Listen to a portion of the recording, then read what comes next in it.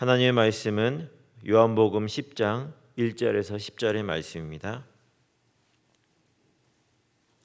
내가 진실로 진실로 너희에게 이르노니 양의 우리의 문으로 들어가지 아니하고 다른 데로 넘어가는 자는 절도며 강도요 문지기는 그를 위하여 문을 열고 양은 그의 음성을 듣나니 그가 자기 양의 이름을 각각 불러 인도하여 내느니라.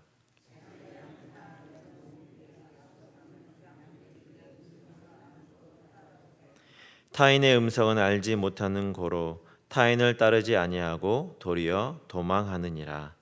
예수께서 이 비유로 저희에게 말씀하셨으나 저희는 그 하신 말씀이 무엇인지 알지 못하니라. 그러므로 예수께서 다시 이르시되 내가 진실로 진실로 너희에게 말하노니 나는 양의 문이라. 나보다 먼저 온 자는 다 절도요 강도니 양들이 듣지 아니하였느니라. 내가 문이니 누구든지 나로 말미암아 들어가면 구원을 얻고 또는 들어가며 나오며 꼴을 얻으리라. 도적이 오는 것은 도적질하고 죽이고 멸망시키려는 것뿐이요 내가 온 것은 양으로 생명을 얻게 하고 더 풍성히 얻게 하려는 것이니라. 아멘. 다 같이 옆에 분들과 샬롬 인사 나누시겠습니다. 샬롬. 샬롬. 네, 오늘부터 수요일까지 저희 교회가 소속된 그 서북노회가 서북노회 가을노회가 진행됩니다. 담임 목사님의 출타 중에 저와 부 목사님들이 돌아가면서 이렇게 순번으로 같이 설교단을 나누도록 하겠습니다. 참고하시기 바랍니다.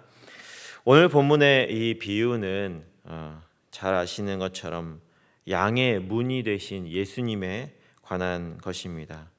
그런데 제가 이 본문을 설교를 위해서 준비를 하면서 다시 이 본문을 자세히 좀 들여다보면서 처음에는 굉장히 좀 혼란스러웠습니다. 왜냐하면 본문을 자세히 읽어보면 예수님이 처음에는 양의 문이라는 자신을 양의 문으로 표현을 하시다가 또 중간에 목자로 또 자신을 목자로 표현을 하시면서 이렇게 표현이 번갈아 가면서 나옵니다. 그래서 처음에 예수님께서 지금 이 하시는 말씀이 자신을 문이라고 얘기하시는 건지 목자라고 얘기하시는 건지 좀 제가 처음에 준비를 하면서 좀 헷갈렸는데 이 본문에서는 예수님께서 자신을 양의 문으로 동시에 목자로 이중의 표현을 갖고 있습니다. 그리고 또 제가 이 본문을 보면서 좀 어려웠던 것은 이 당시 이 예수님께서 살던 당시에 이 목동 그리고 그 문화들에 대한 이해가 부족했기 때문에 이 양의 우리가 도대체 어떻게 생겼는지 그리고 왜 넘어가는 자를 절도의 강도라고 말씀하시고 이런 여러 가지 문화적인 부분들 때문에 제 머릿속에 이 이미지가 쉽게 떠오르질 않았어요. 그래서 이 본문이 의미하는 것이 무엇인지 알기 위해서 예수님 당시에 이 양을 치던 유목민의 그 생활에 대해서 좀 알아보았습니다. 그랬더니 흥미로운 사실들을 좀 알게 되었습니다. 당시에는 이게 이제 저녁 시간이 되면 양들을 마을로 다시 이렇게 데려옵니다. 그러면 그 마을에서 이 양들을 같이 한꺼번에 공동 우리로 그 양들을 다 집어넣습니다. 그러니까 집마다 따로따로 우리가 생각하는 것처럼 외양간이 있어서 따로따로 이렇게 보관을 하는 것이 아니었고 큰 우리를 만들어서 양 전체를 그 마을에 있는 모든 양들을 한 곳에 집어넣는 겁니다. 근데 그 우리의 높이가 우리의 높이가 3m 정도. 그러니까는 웬만한 동물들은 뛰어넘지는 못하고 사람들도 넘어가기 힘든 그러한 높은 담을 두고 그 양들을 한꺼번에 보관을 하고 중요한 건 문이 딱 하나입니다. 문이 딱 하나. 그래서 양들을 다 거기 집어넣고 문지기가 한 사람이 그 양의 문만 딱 지키면 되는 그런 구조였습니다. 그러니까 굉장히 안전한 것이죠. 그리고 사람이 여러 사람이 필요한 것도 아니고요. 그리고 이제 아침이 되면 목자들이 이 우리에 와서 그 문 앞에 와서 양들을 이제 데려가게 되는데 신기하게도 양들이 자기 목자의 음성을 아주 정확하게 알고 있다는 거예요. 그래서 목자가 와서 양들을 부르면 그 자기 양들만 다 그 문을 통해서 빠져나와서 이제 그 목자들이 양들을 데리고 초원으로 들판으로 나아가게 되는 것이죠. 단 한 마리의 양도 자기 목자를 잃어버리지 않고 모두 다 자기 목자들을 따라서 이렇게 간다는 것입니다. 또 이런 사실을 좀 알고 나니까 본문을 조금 더 이해하기가 쉬웠습니다. 여러분도 조금 더 이해가 쉽게 되셨으리라고 믿습니다. 그렇다면 이제 우리가 살펴보아야 할 것은 바로 이 비유가 의미하는 것이죠. 도대체 예수님께서 지금 이 비유를 통해서 우리에게 무엇을 말씀하시고자 하는 것입니다. 먼저 우리가 첫 번째로 생각할 것은 예수님이 양의 문이라는 사실이죠. 앞서 예수님 시대의 목자들의 모습을 통해서 양들이 들어가고 나갈 수 있는 문은 단 하나였습니다. 바로 이것이 예수님께서 유일한 구원의 문이라는 사실을 우리에게 말씀해 주고 있는 것이죠. 오직 예수 그리스도를 통해서만 우리는 하나님께로 나아갈 수가 있습니다. 바로 이 사실을 이 비유를 통해서 말씀해 주고 있습니다.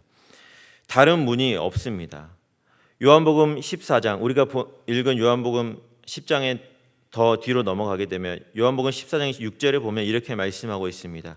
내가 곧 길이요 진리요 생명이니 나로 말미암지 않고는 아버지께로 올 자가 없느니라. 그래서 예수님은 자신을 통하지 않은 어떤 세력이나 어떠한 사람도 구원을 줄 수 없다, 하나님께 이르게 할 수 없다라고 말씀하고 계신 것입니다. 이것이 우리가 당면하고 있는, 현재 살아가고 있고 우리가 믿고 있는 이 신앙의 정수입니다. 기독교 역사상 수많은 절도자와 강도들이 있어 왔습니다. 우리는 이들을 통칭해서 이단이라고 부르죠. 그런데 여러분, 우리가 이단이라고 부르는 자들만이 절도자가 되고 강도자가 되는 것이 아닙니다. 왜 그렇습니까? 본문에서 우리가 유추할 수 있는 것은 예수 그리스도가 아닌 다른 문이 있다라고 말하고 다른 길이 있다라고 말하는 이 모든 자들이 전부 다 절도자고 강도자라는 것입니다. 여러분, 이 시대의 가장 큰 죄악은 제가 생각하기에 예수 그리스도만이 유일한 구원의 문이라는 이 사실을 부인하는 거예요. 자꾸 다른 얘기를 하는 것이죠. 아마도 지금 이 시대의 기독교가 상실하고 있는 가장 큰 문제가 바로 이것이라고 생각이 됩니다. 현재 미국에 있는 교회들 중에서 유일한 구원의 길로 예수 그리스도를 인정하는 교회와 목회자들이 점점 줄어들고 있는 추세입니다. 제가 알고 있는 어떤 한인 2세 목사님은 이 전통적인 미국 백인 교회 그 담임 목사님을 청빙이 돼서 지금까지도 사역을 하고 계세요. 이것은 무엇을 의미를 합니까? 젊은 백인 목회자들에게서 더 이상 이 오직 예수의 이 신앙과 믿음을 찾아볼 수가 없다는 거예요. 전통적인 미국 백인 교회들이 그런 젊은 목사들을 찾지를 못하니까 아시아 계열, 멕시코나 히스패닉이나 이런 계열들의 목사들을 찾아서 자신의 교회 목회자를 청빙을 하는 것이 이런 현실입니다. 이 시대의 젊은이들에겐 신학이란 그저 하나의 학문의 영역이며 목사는 직업에 불과한 것이 되어 버렸습니다.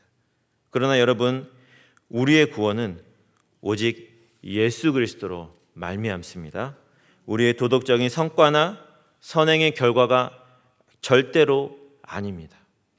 아무리 많은 말, 아무리 논리 정연한 말로 주장을 펼친다고 해도 구원은 오직 예수 그리스도로 말미암습니다. 사도행전 4장 12절에 보면 다른 이로서는 구원을 얻을 수 없나니 천하 인간의 구원을 얻을 만한 다른 이름을 우리에게 주신 일이 없음이니라 하였더라. 이것을 굳게 믿고 사랑하는 자들과 이웃들에게 전하실 수 있는 여러분과 제가 되기를 바랍니다. 두 번째로 오늘의 이 비유는 예수님이 목자로서 우리를 부르시는 이유가 우리로 하여금 생명을 더 풍성하게 얻게 하려는 것이라는 겁니다. 여기서 이 생명을 얻게 한다는 것, 이것은 구원을 의미를 하죠. 우리에게 생명을 주신다. 구원을 의미를 합니다. 그런데 이 뒤에 있는 수식어가 중요합니다. 더 풍성히 얻게 하려 한다. 더 풍성히. 이것은 구원의 차원이 단순히 천국에 들어가는 것 이상이라는 것입니다. 예수님께서 우리를 부르시고 우리로 하여금 생명을 더 풍성히 얻게 하려 하신다라는 이 말씀은 바로 예수 그리스도와의 풍성한 인격적인 교제를 의미합니다. 천국에 들어가는 것은 당연한 것이고 이 땅을 살아가는 우리에게 당신과의 풍성한 교제를 갖도록 해주시겠다라는 그런 의미인 것이죠. 우리가 주님과 교제함으로 인해서 누리게 되는 그 영적 풍성함을 주시기 위해서 바로 우리를 부르신다라는 것입니다.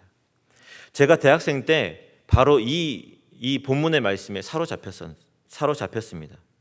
그리스도인으로, 심지어 제가 목사의 아들로 20년을 넘게 살아왔음에도 불구하고 예수 그리스도와의 그 개인적인 인격적인 만남, 그리고 풍성한 교제의 기쁨을 그 전에는 잘 알지를 못했었어요. 그런데 대학생 때 이 본문의 말씀을 접하고 이 말씀에 제가 완전히 사로잡혔었습니다. 그래서 내가 주님과 나를 만드시고 이 땅을 조성하시고 모든 것을 아시고 모든 능력을 가지고 계신 그분과 내가 개인적인 친밀함을 나눌 수 있다라는 그 사실을 알고 또 그 교제를 나누면서 그 풍성함의 깊이와 그 즐거움과 기쁨을 그때 알게 되었습니다. 제가 이 본문 10절의 이 말씀을 통해서 예수님께서 나를 부르시는데 그저 나를 천국으로만 보내는 그런 개념이 아니라 이 땅에서 당신과 친밀한 교제를 나눌 수 있다는 사실을 알고 정말 그때 충격에 정말 제가 빠졌었거든요. 여러분, 이게 얼마나 놀라운 소식인지 말할 수 없습니다. 설명할 수가 없습니다. 세상에 여러분 어떤 신이 자신이 만든 피조물과 교제하기를 즐거워합니까? 좋아합니까? 그러나 우리 하나님은 예수 그리스도를 통해서 우리 믿는 자들과 밀접하게 교제하기를 원하십니다. 저는 이 사실을 알고 난 후에 제가 엎드려 기도하고 말씀을 읽을 때마다 정말 놀랍게도 제 마음이 그분의 말씀과 그분과의 그 기도 속에서 풍성하게 제 마음이 이렇게 넓어지고 확장이 되고 풍성해지는 것을 경험을 했습니다. 제가 사랑이 그렇게 많은 사람이 아니었는데 제 안에 사랑이 풍성해지니까 모든 사람이 사랑스러워지고 모든 사람을 품어 안을 수 있는 사람으로 이렇게 변화되는 것을 경험을 했습니다. 여러분, 주님은 우리에게 구원을 주시고 이 생명을 주시되 메마른 구원, 메마른 생명을 주시지 않았습니다. 천국행 티켓 정도에 불과한 구원을 우리에게 주신 것이 아닙니다. 주님은 우리가 풍성한 그 생명의 기쁨을 누리기를 누구보다도 원하십니다. 그러므로 여러분, 매일매일 주님이 우리에게 베풀어 주시는 이 풍성한 생명을 누릴 수 있는 여러분과 제가 되기를 바랍니다. 여러분, 말씀을 맺겠습니다. 사랑하는 여러분, 오직 예수님만이 유일한 구원의 문이 되심을 믿고 이것을 다른 이들에게도 증거할 수 있기를 바랍니다. 그리고 주님이 예비하신 풍성한 그 생명을 우리 삶의 모든 순간 속에서 누리시는, 그래서 메마른 구원이 아니라, 메마른 생명이 아니라 풍성한 구원, 풍성한 생명을 누리는 여러분과 제가 되기를 진심으로 축원합니다. 이 시간 같이 한번 기도하시겠습니다.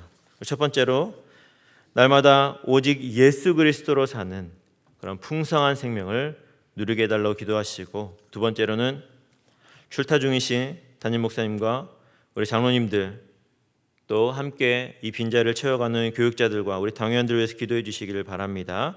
세 번째로 환우들과 교회 고난 가운데 있는 우리 성도들을 위해서 기도해 주십시오. 마지막으로 한국과 또 한국 교회와 우리 선교사님들을 위해서 이 시간 우리의 마음을 모아서 같이 한번 기도하시겠습니다.